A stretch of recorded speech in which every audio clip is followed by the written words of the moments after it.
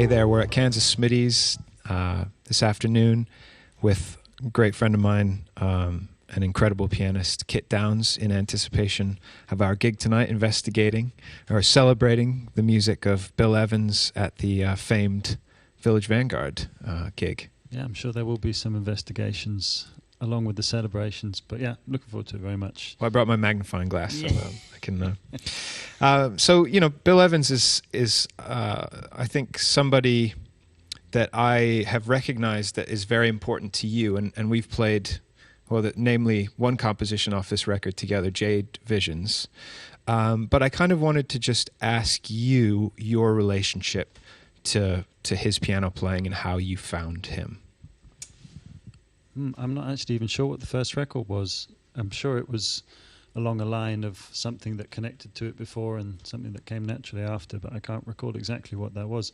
It was probably out of Oscar Peterson, I would have thought, because, you know, Oscar Peterson was a great fan of Bill Evans as well. I had no idea. Yeah, he covered Waltz for Debbie, which is Bill Evans' probably most famous tune. They did an OP version with loads of like little stops and kicks and little shouts that beautifully arranged in Oscar's way. But so true to the song that even when I sort of play it myself and I'm thinking of what zone to be in, not that you really think that when you play, but things as much pop out from the Oscar version as they do from the Bill Evans version for me.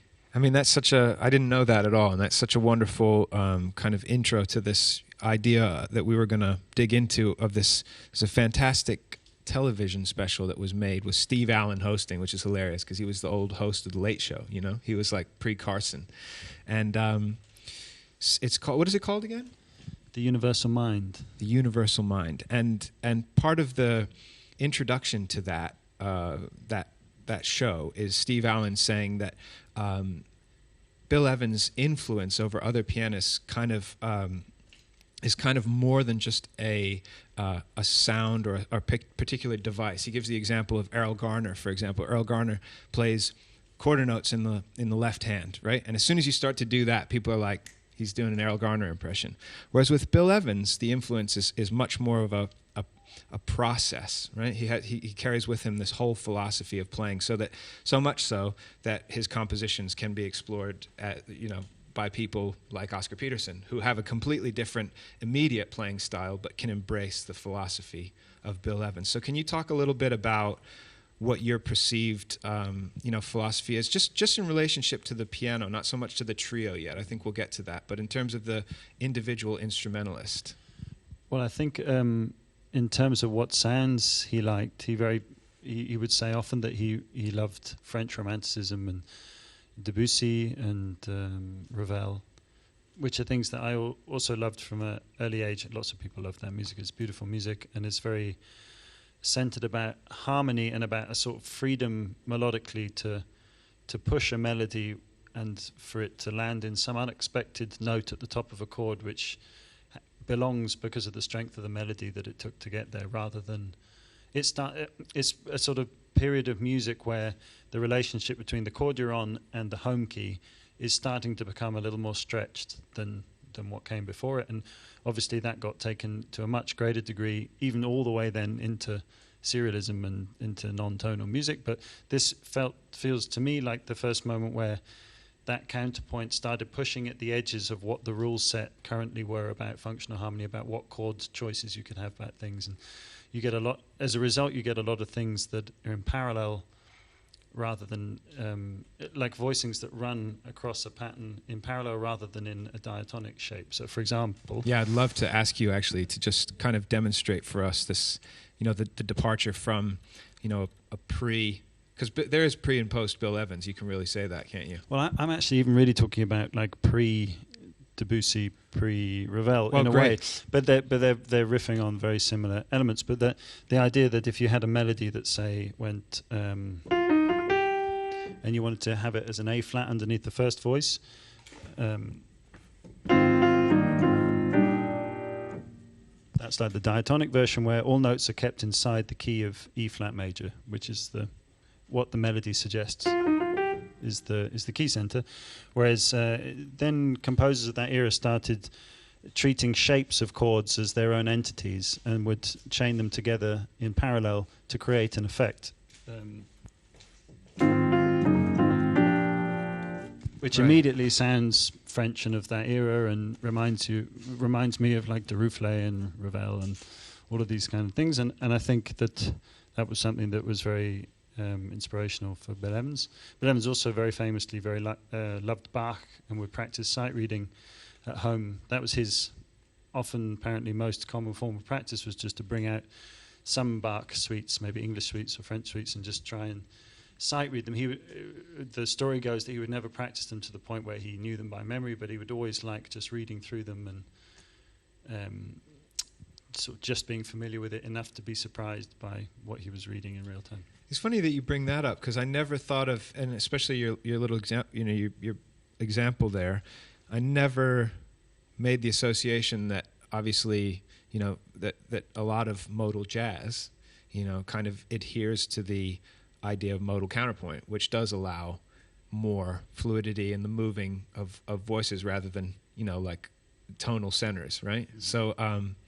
So I think one of the things that Bill Evans says in this show that we're both into is something about how in classical music before a certain time, why he likes Bach so much is that he can hear that Bach was an improviser, mm-hmm. and that the classical musician stops improvising somewhere in the late 19th century, kind of oddly. There's no real reason for that except maybe for precision or whatever it might be. Do you think that's the case?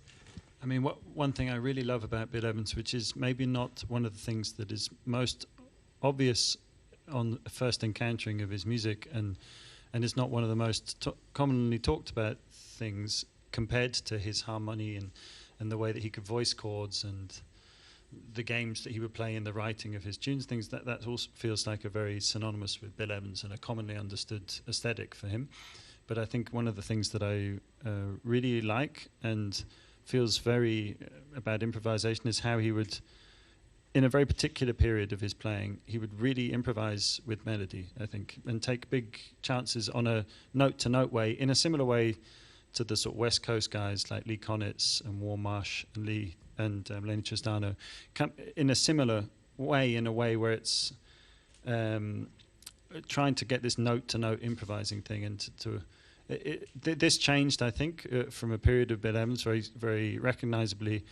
I think actually post Scott LaFaro, for me, is when the record he started playing into some of the devices that he would have, things like please demonstrate, like these sort of like riffs and things, or little rhythmic devices. He would often kind of go into them mid-tune in a kind of habitual way, whereas I think the early things, especially when he had Scott LaFaro and Paul Motion in those trios, there was a real concentration on just this very, I don't know how to describe it other than this very pure conception of improvising with line, and that being the focus, and the line dictating all the other choices around it, and trying to make something new all the time. And that newness, especially in that early period, is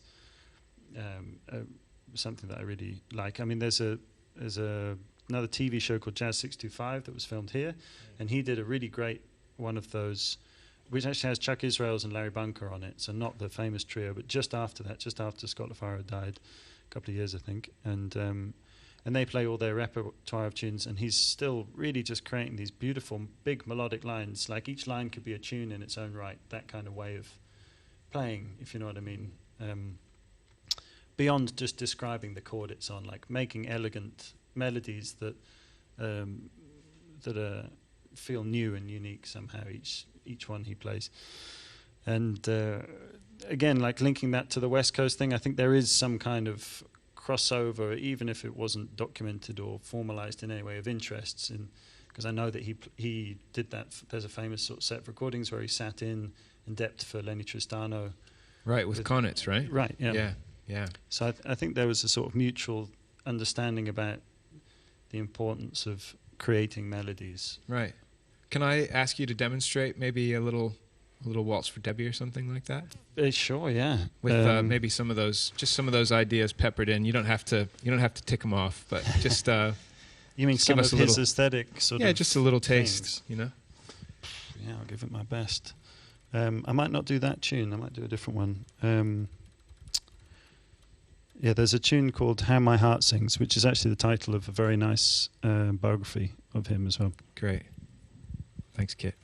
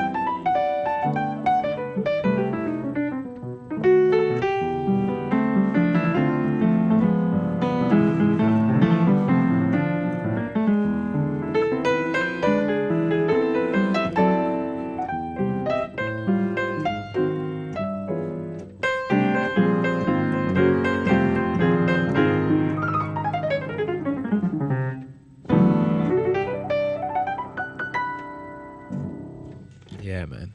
Beautiful. That's Kit Downs on the piano, and we're talking about Bill Evans. We're talking about the universal musical mind. We're talking about live at the Village Vanguard. And I think one of the things that always comes to mind with Bill Evans, above his piano technique and the kinds of modal impressionistic voicings that he's using, is his conception of what a piano trio should be. And he used to talk about how nobody was a sideman, we were just a trio.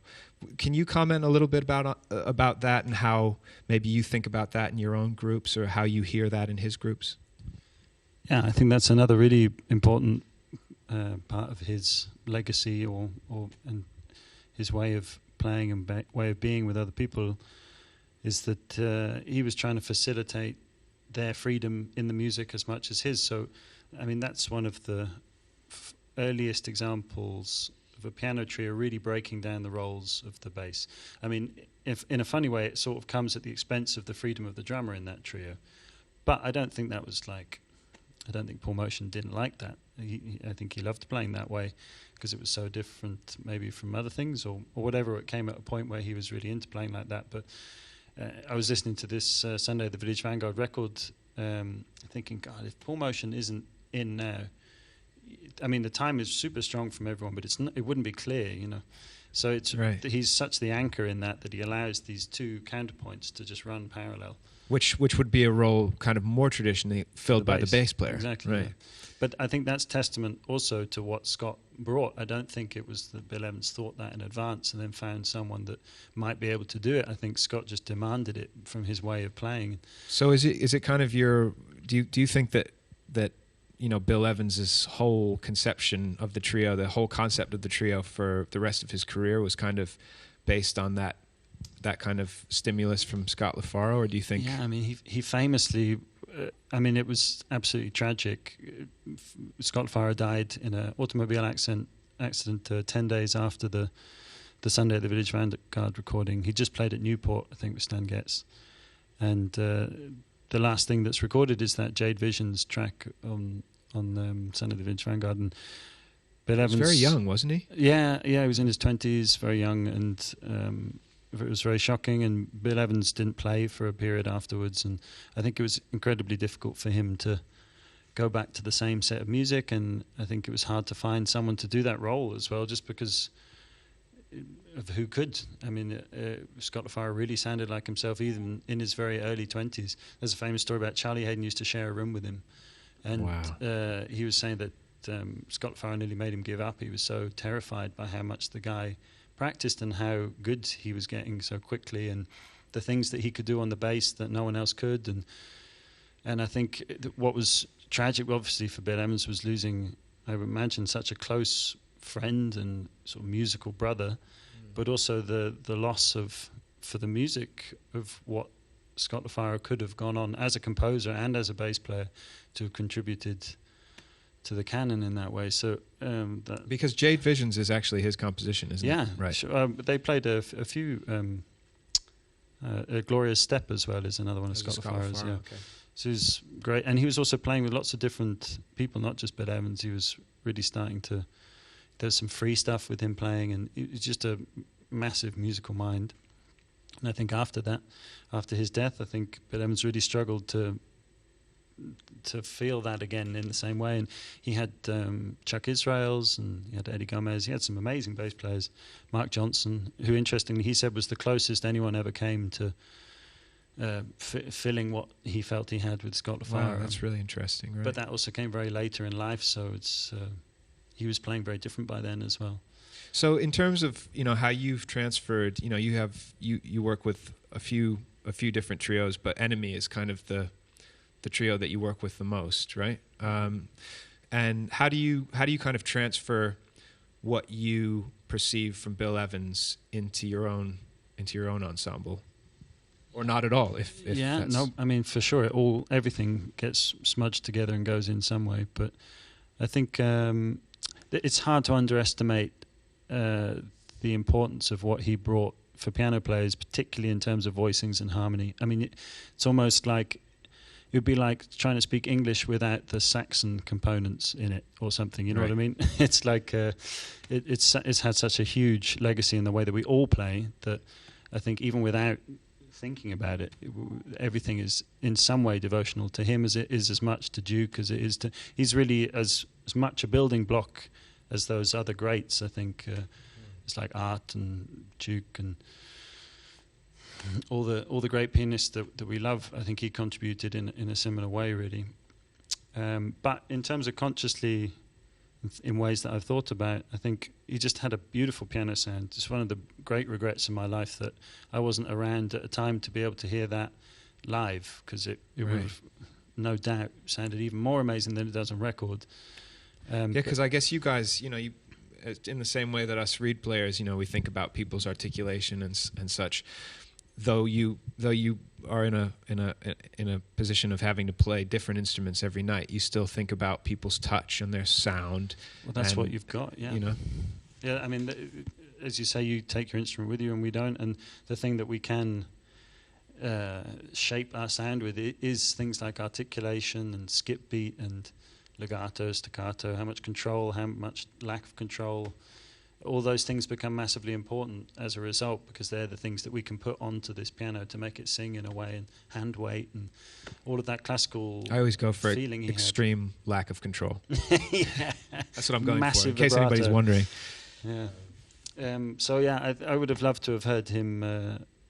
I would have loved to have heard that pianist, in particular, just the way that his right hand lines really sing, especially in that early 60s period. There's just a grace and ease with it that would for me would also be like hearing Train live, like just getting that sound. Yeah, firsthand. So can you talk a little bit about the album that we're gonna hear tonight? And well, it's two albums actually. It's two albums, yeah, right? Okay. I sneaked in because it's from the same session, so I've got an alibi. Fantastic.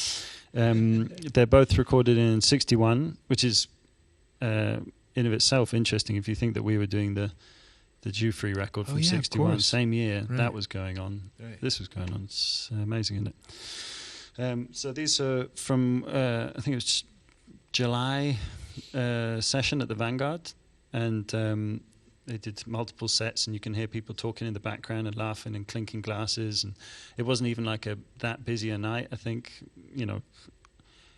as real as it could be, kind of thing.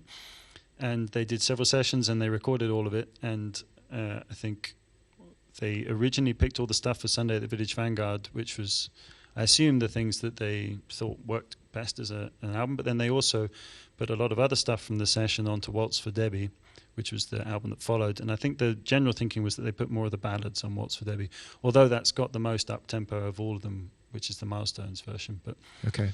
Also, there's a thing with the way they mix those two albums in a different way. The Sunday at the Village Vanguard came out earlier than Waltz for Debbie, and I think it was really designed. I think Bill Evans really wanted it to be a devotional record to Scott LaFaro. So the bass is mixed higher. There's a lot of his tunes on there. It feels like a bass player's record in a way, in a beautiful way. Right. And Waltz for Debbie is somewhat different. It's a little more balanced, and they play a few more tunes, like a standard repertoire. And both are beautiful records. And I felt it would be strange to do one without the other in a way, because they're kind of two sides of the coin. And the way that he treats some things, there's sort of the balance of original material versus standard material, how much arrangement versus how much freedom. It's very much sort of equally balanced between the two records. So I also wanted to play more original music than standard repertoire, so that gave me a little more choice. So we're doing things like we're doing the two Scott LaFaro tunes that I mentioned before, and we're doing Waltz for Debbie, which is like Bill Evans' anthem, and How My Heart Sings, even though that's not really on the session. I kind of sneaked that in. Great. But I also didn't want to just copy it either, because it felt like the spirit of that trio was that it would be different every night. Right. So with that in mind, I've kind of done a few tiny little tweaks that basically exaggerate, I think, a harmonic process that was already in play. Like there's an ending for Waltz for Debbie that's super hip. Yeah, show us some stuff. It's in that parallel vein again. So it finishes like this.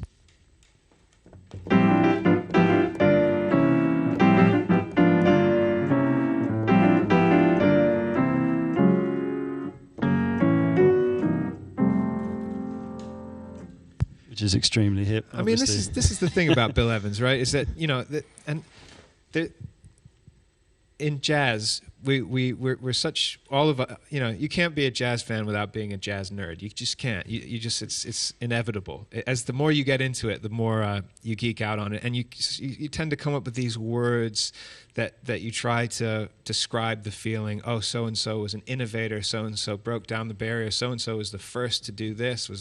But actually, the people that you really love just sound great. I mean, Bill Evans, if you had never heard a jazz record before and you went and you heard that on piano, you went to the Village Vanguard in 1961 and you heard that, you'd be knocked out because it's beautiful. On point. You know what I mean? But just to follow quickly on with that, that's his, obviously, that's his very small outro. But in that idea, of course, is that's such a cool, it's all parallel tense to altered, and if you move that around the keys, which is something that he liked doing a lot, and create a longer sequence, it's still fully in the vein of his language, but it gives you something to have a drum solo on. So great. Is that what we're doing tonight? Well, it also feels absolutely bonkers asking Martin France, who's like, for me, one of the most important drummers to ever come from the UK, to then to play that role in a way. Just from my relationship with how I hear Martin's drumming. So to not have a drum solo, because there isn't really a drum solo on any of that record. It's not about that in a way.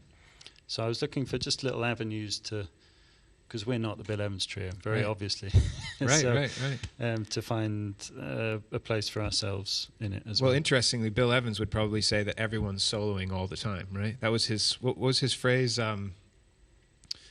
Simultaneous improvisation or something like that. And you do hear that on the records. You hear him kind of dialoguing with bass and drums all the time, but I guess there's never a moment where Paul Motion just gets to stretch out over an open forum.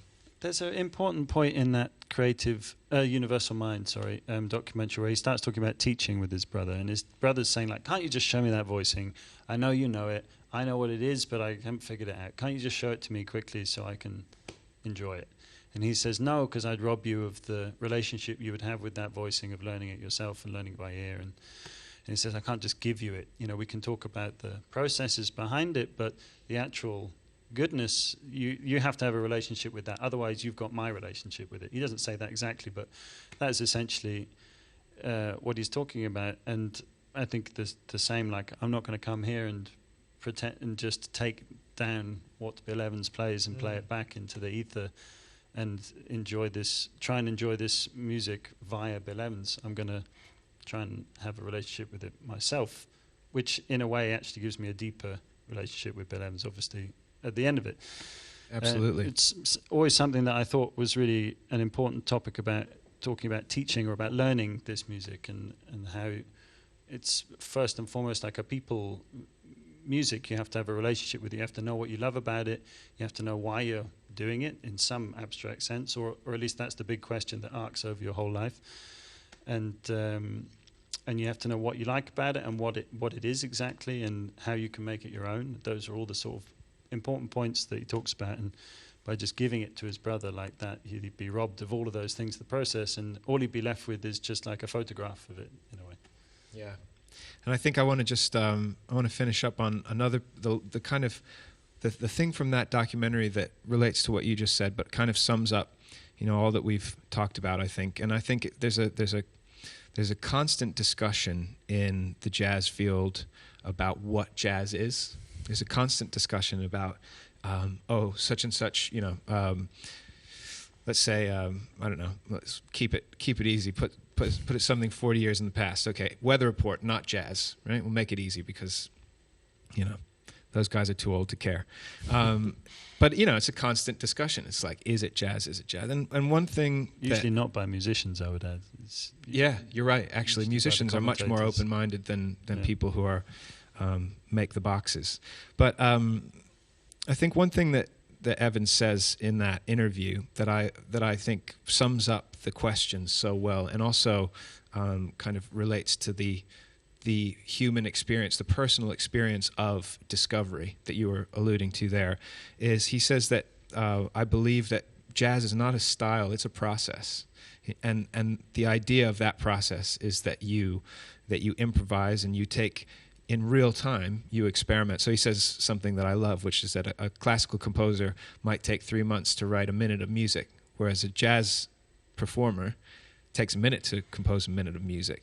Do you have any thoughts on that? Yeah. Well, he also writes the sleeve notes for Kind of Blue, right? Those iconic, talking about that form of painting, a Japanese traditional form of painting, where if you hesitate, the paper is torn because it's so thin, and the brushstroke, if it's not pure in a way, if it's any hesitation, then that will destroy the whole piece of art. Feels somehow akin to the. I've actually forgotten what your question now was. That's exactly. I got lost in that. No, it's such a beautiful image, and I can tell you that musically, I've torn many pieces of paper. Yeah, me too. Yeah, I guess that thing of the different process. I mean, I also love working with composers for that reason, is that they sit under the microscope and they really try and work out what the thing their head is going on in their head, which is in constant development over a year process of writing it anyway. So you're kind of like you're trying to observe a particle that's in an infinite number of places at the same time. And the gift that we have, that a lot of composers I think are really jealous of, is that we get to just actualize it immediately.